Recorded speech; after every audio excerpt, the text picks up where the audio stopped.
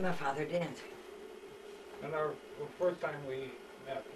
Oh no, I'm still on my father dancing with me. Because after I got a little bit older and I was taller and I could walk very well, like in kindergarten and so on, then he would always put my shoes on his feet. And I was standing on his shoes, and then we danced like real people. And he'd move his legs, and of course I'd follow him perfectly because I was stuck on his shoes. Marvelous. Those are good memories. So would that have been in this very room? Oh yeah, I danced with me in this, but the room I'm talking about is when I was still little enough to live over at that Vine Street house. Oh, okay. So when did you move over here? 1934, I think. I was about 8. So why'd you move? Why'd they move? They wanted a bigger house? No, they wanted to own their own house. I mean, they were upwardly mobile people.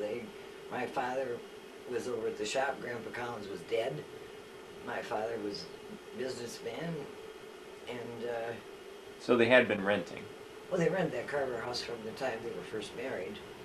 Maybe. Well, I know they did. That's where they always lived. When I was a little kid, I lived on Vine Street. So you call it the Carver house because that's who owned it. Mrs. Carver owned it, and it was a nice house, a nice bungalow, and I remember it very well. Because again, I didn't move out there till I was about 7 or 8. So, Grandpa, where did you first live? Oh. Always lived in the farm. Well. Born on the farm. Yeah, I was born on the farm.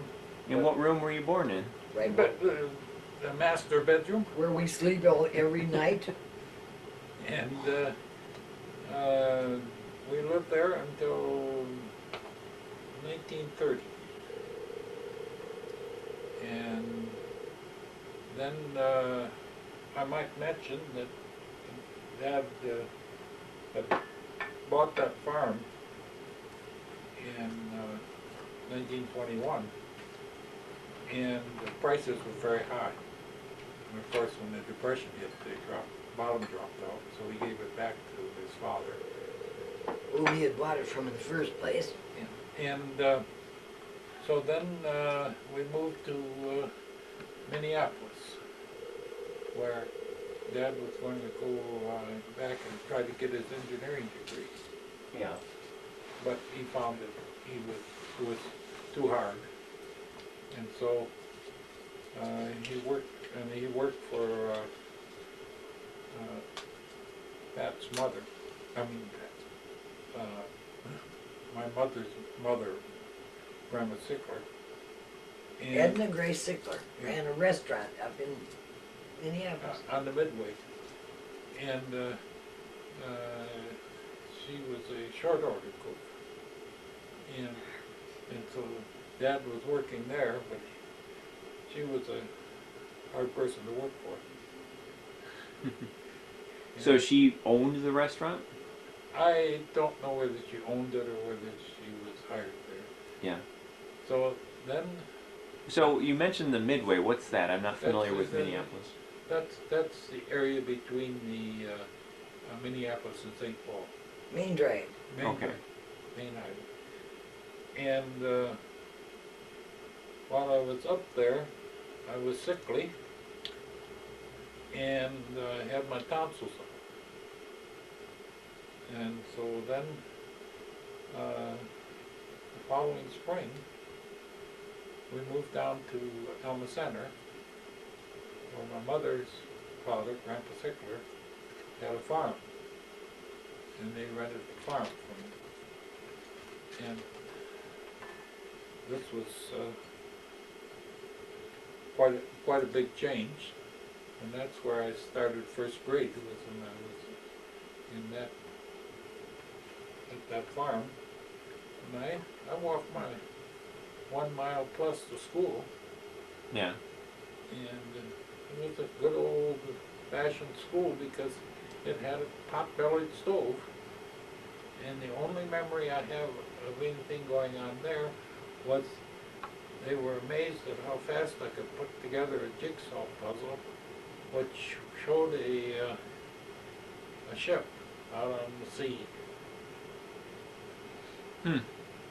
And You always have been very good at putting together jigsaw puzzles.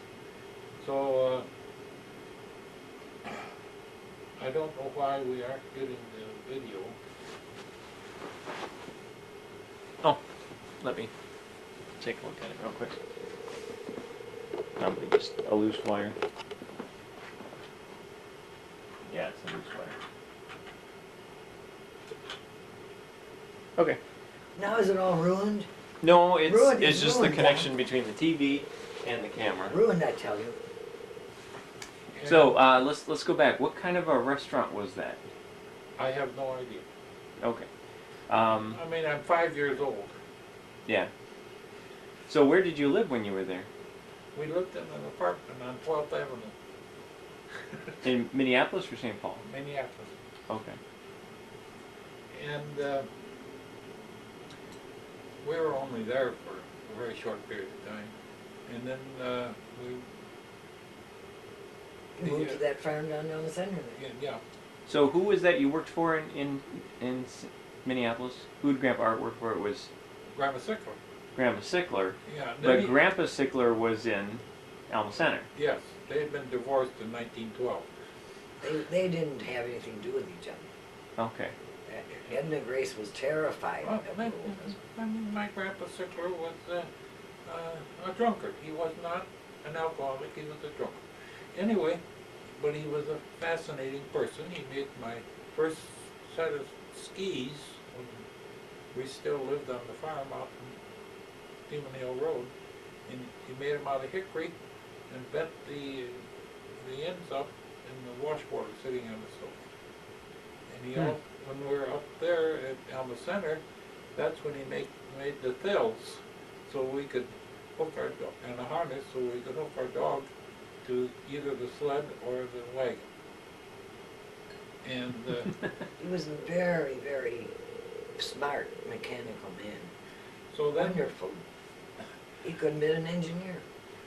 so the important thing that happened there, which affected my life from then on, was that it was a very, very icy, miserable day, and Bob and I went to go sliding downhill, and my mother, of course, said, "Be careful, it's slippery out." So we went up on the hill in the field, and we came sliding down the hill with me on the back and Bob steering, and we didn't quite make the corner onto the road, and we hit the stone edge on the bridge.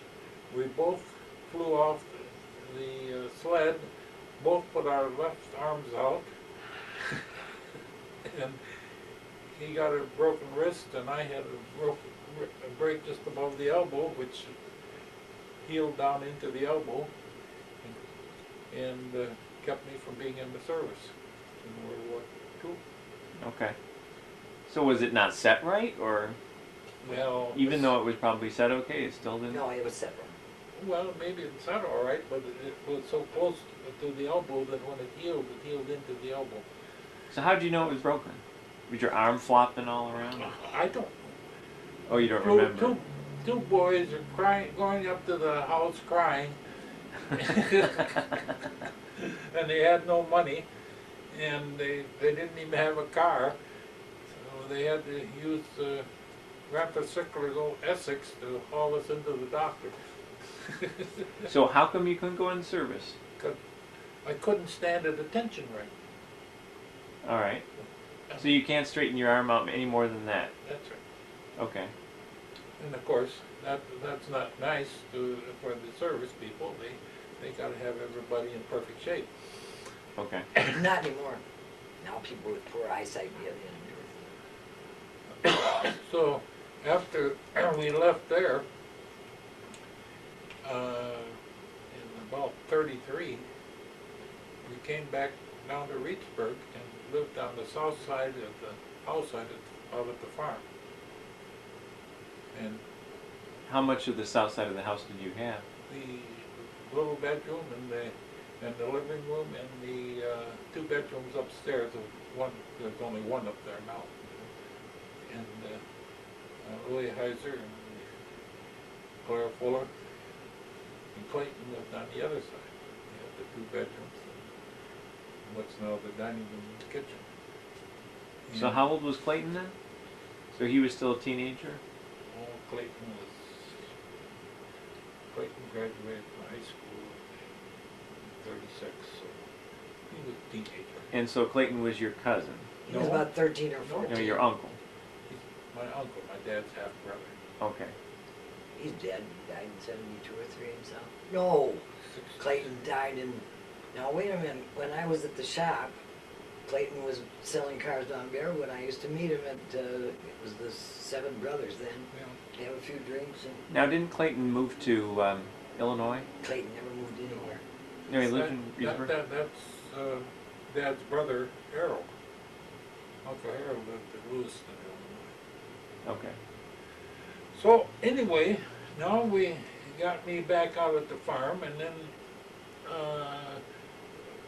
Louis Heiser bought the Niebuhr farm down the road, and they moved down there, so we had the whole house again. Which was a fine thing. Yeah, and Dad was still working by the month for his father. They had strange arrangements, Michael.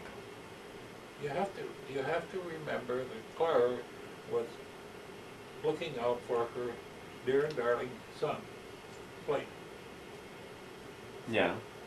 So finally, the folks were going to rent a farm down in Bear Valley or someplace, I know exactly where it was. You've shown it to me a couple of times. and then All of a sudden, Louis Dad, woke up. Yeah, he woke up and he rented the farm to Dad on shares. Okay. And So I didn't follow. Why did you say this was strange in the first place? what you Did mean? Well, it was strange that his son was working as a hired man. Okay. And didn't give him any ownership in the farm? Well, he did not. He didn't give him any ownership until Clara died. Then he sold the farm to Dad Okay. in the early 50s. So that was, Clara was very jealous of any money that might go to my dad. So then, so we got that farm taken care of. We can go back to when we first remembered seeing each other. No, I've covered that thoroughly. All the Madeline Cleaver incidents. I wanted to go back to college if we're going to move Well, on. let college me was tell in you, the first time I can remember Yeah. was in Sunday school. And this gangly girl stood up. They asked her how her brother was. And Bill had been hit with a BB in the eye, playing with BB guns. And I just remember her telling about her brother and how he was. So that was my first recollection of her. So she was articulate enough at age 7 or 8 to be able to... This was, you must have been 11. Couldn't have been. Because brother is 2 years younger than I, and he was about 6 when he was hit in the eye with a BB gun. Well, 6 or 7. So maybe 9. I might have been 9 years old. Okay. but one of my regrets is that I was taking piano lessons, Yeah. forced to take piano lessons. And I was taking piano lessons across the street when I was about 11, 12. And I never noticed this charming girl across the street. And I was sitting on the front porch reading a book all that summer. And he'd ride his bicycle over to Annie Florence's right across the street and take his piano lesson. I heard this terrible noise coming out of Annie Florence's. And I didn't even know that I was going to, in the future, be married to that fellow. Yeah. Just imagine. And one other incident that we found in our history was while my dad was on the farm in the 20s.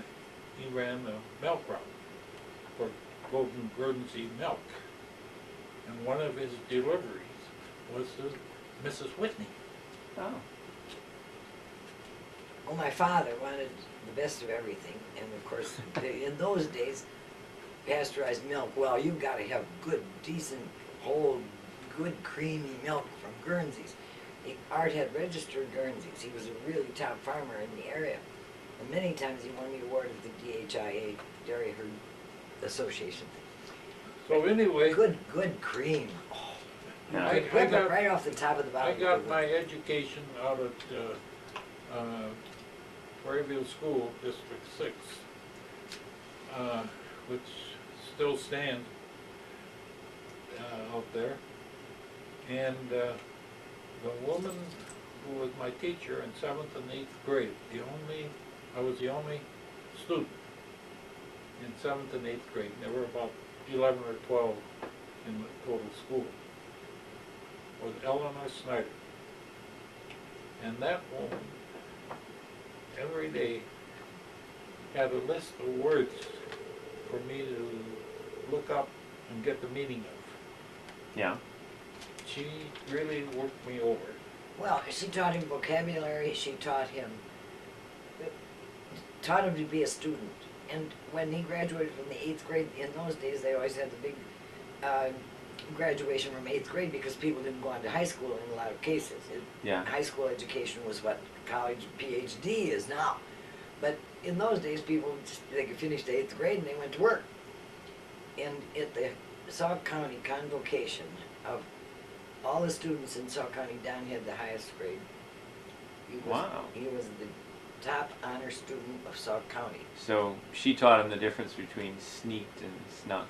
Yes. Oh, if you don't watch it, he might have said snuck. I had to be very careful about No, I said slid into second base.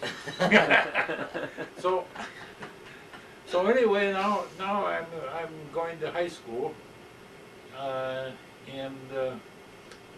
well, at first I was on the trombone, but Mr. Ritzenthaler thought he saw a good husky boy and put me on tuba and sousaphone.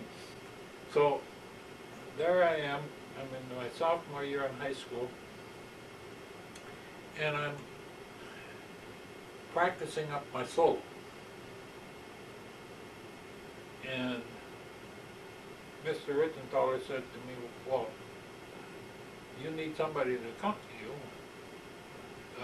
He said, why don't you ask Patsy?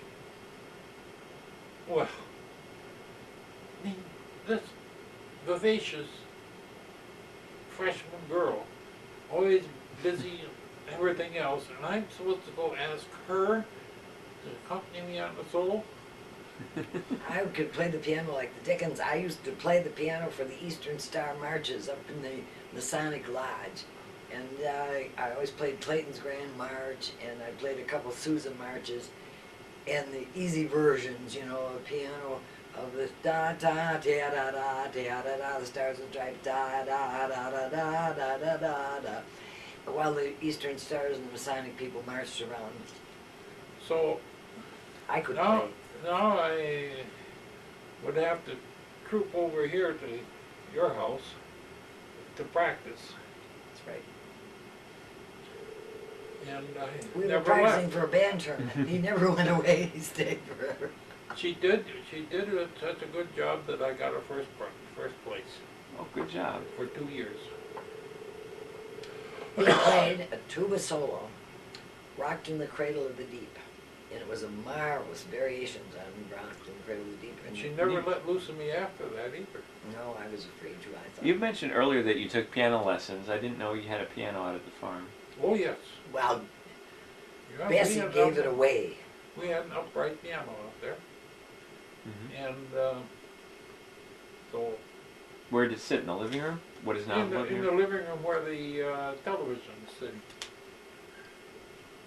So anyway, So it was a big old Upright. upright. Yeah. You don't remember what brand it was? No. I know mine. We had a big upright. It was a Waltham. And it was kind of... Those are made in Milwaukee. Yeah, the Waltham piano, upright grand. It was very big and cumbersome.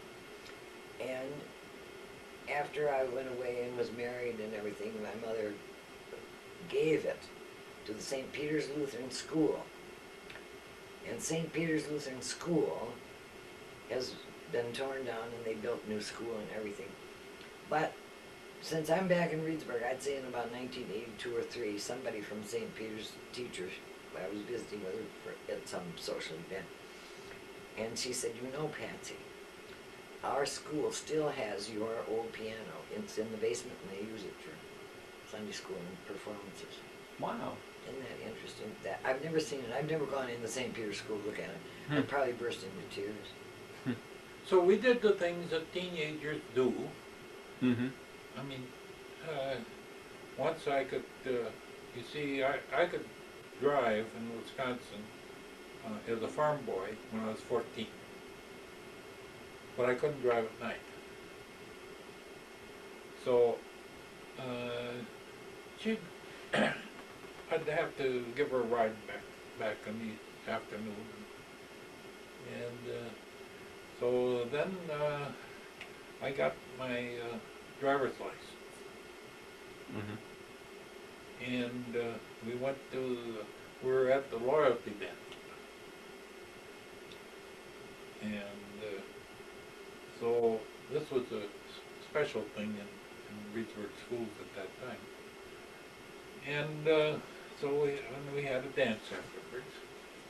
And I went over and she was sitting with her friend Corinne Tepfer. And I didn't know how brilliant I was at the time. But if you want to get a dance with the girl you want to, you ask her friend for a dance first. Okay. Good ploy. I didn't know how. So that was the first time we danced together, and we never You just stopped. got through saying you asked Corinne Shepard. I did. What had that got to do with me? Well, then I asked you, and you were very, very anxious, and then I asked her if I could take her home. Yeah. Corinne Shepard, take home? No, you. Then I asked you if I could take you home, and sure enough, she went and consulted with her mother in Madeline, Cleveland. Madeline, Cleveland. And I took her home, so, but That's when Ira Perry was running along beside the running board of the... and he come howling, well, what about me? Well, what about me? And I said, Don, drive on, don't pay me. and Bob Koberstein and Dorothy Fish were here, who were in the car too, and so we had to take Dorothy Fish home, and she lived across the road from the country club, and not there. And so we had about an hour waiting for him to get acquainted. And in those days, of course, you didn't get acquainted, we talked. Yeah. And so that was our first true date. And we proceeded from then. Okay. And of course, when I went to the university, as a result of getting turned down by the military, I went down and had my physical in Milwaukee. As I recall, you went to the Navy, the Yeah, Army, and the Coast Guard. He was turned down by all of them because of a deformity in his arm. So back then you wouldn't have driven down, you would have taken the train? oh yeah. I know who took me down.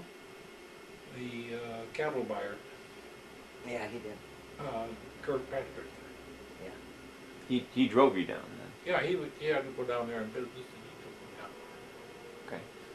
And so that was in early September, and I got back, and because my mother in particular wanted me to go to the university, I took off down. My dad took us down, and entered me in the university. And the university engineering department was on a different schedule because of the V-12 program, the Navy V-12 program. And so they weren't going to start until the 1st of November, and the man there that was registering me said, "Oh, well, you can go home and pick corn for a month." And my dad had 10 acres. And those were the days when you picked up my hand and threw it in the box. Wagon. Wagon. Mm-hmm. And so then I went down there, and the first weekend after I got into school, I was marching on the Camp Randall with the university band. Okay. That was a football field. Yep. Now, this is a weird question, but I thought you couldn't pick corn until it was sufficiently dry, so it must have been a real dry October, summer. it was fine. Oh, October, okay. And of course, what we did was we put it into the corn crib. We didn't shell it. Yeah. It went into a corn crib where it could dry some. And so I was in engineering school. What kind of engineering? I don't know. I have no idea what kind of engineering. Well, mechanical. Okay. So I graduated as a mechanical engineering and got my BS. But in the meantime, while I was down there, I was staying at the University of Hawaii because that's where my dad had stayed when he was there as a young man before he got the flu in 1919. And so I stayed at the University of Hawaii, which was located on a parking lot between the Union and the Armory. It's a parking lot now. Yeah, that was located there. Yep. And I ended up being the president of the Y, and I was also president of the university band. So, Bob Shumpert. I was thinking about Bob Shumpert the other day. yeah, He was the secretary of the Y, and he was very fond of Don. And so when it came time to have the university YMCA new officers elected, he wanted Don to be president very badly. I still remember that. Don was, of course, president of the Y for last couple of years he was there. Mm-hmm. And after Pat was graduating from high school, in fact, before, she was down to the university a week before her graduation exercise. That's true, and I came back to Reedsburg. I was already in the university. I came back to Reedsburg and grabbed my cap and gown and rushed down to the South School. gym to go across the stage and be graduated from high school. Because she was so anxious because there were so many beautiful girls on campus, and I of couldn't course hardly get away. and all the men were in the service. It was a 7-to-1 ratio when we were there. But so then we just did the normal things that you do in college. We attended press house all the time, and you played the organ there. But we ought to back up a little bit because Pat played the organ here at Presbyterian Church when Mrs. Winchester gave up on it. She taught you how to play the organ. Oh yeah, I love Mrs. Winchester. I could go on for hours about her. Mm-hmm. But when I was 14 years old, I started to study the pipe organ with Mrs. Winchester because by then I could play the piano well enough to read and know what was going on. And then at the university, I studied with Dr. Irene Eastman. And again, I mean, people are blessed by the teachers they have. Like you said, you had Lucille Snyder or whatever. Eleanor Snyder. But I had Mrs. Winchester, who had studied with Noble Kane. And then I had Dr. Eastman at the university. The music hall down at the university is named for her, you know. And I mean, these people were so superb in their teaching, and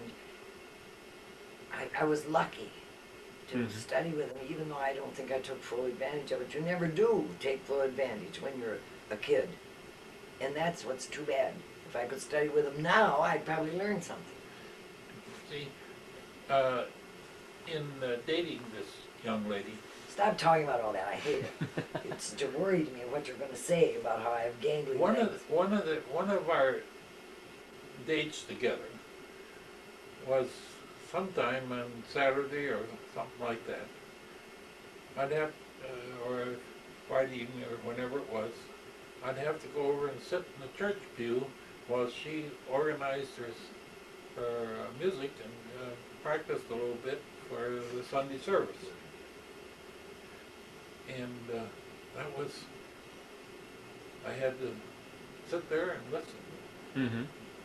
And because she was afraid to go by herself, of course. Not afraid of me. No, but it was dark in the church. And it was dark in the practice organ. In those days it was down in the basement of Music Hall. They had old Music Oh, Hall. well, that was another one.